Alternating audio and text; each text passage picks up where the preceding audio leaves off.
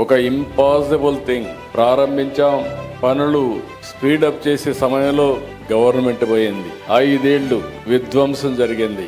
మళ్ళీ ఈ గవర్నమెంట్ వచ్చిన తర్వాత మొట్టమొదటిసారిగా ఒక మాటలో చెప్పాలంటే మాకంటే స్పీడ్గా 15,000 కోట్ల రూపాయలు అమరావతికి డబ్బులు ఇవ్వడమే కాకుండా పన్నులు ప్రారంభించమని భరోసా ఇచ్చిన వ్యక్తి నిర్మలా సీతారామన్ గారని చెప్పి నేను మీకు తెలియజేస్తున్నా. అక్కడి నుంచి ఈరోజు మీరు చూస్తే 15 బ్యాంకులు, వివిధ బీమా సంస్థలు 1334 కోట్లతో ఈరోజు ఇక్కడ ఫౌండేషన్లు వేసుకున్నాం. I'm requesting all bankers, nowhere in the country there is a financial city. Only financial district I created in Hyderabad long back. This is another financial city I am creating.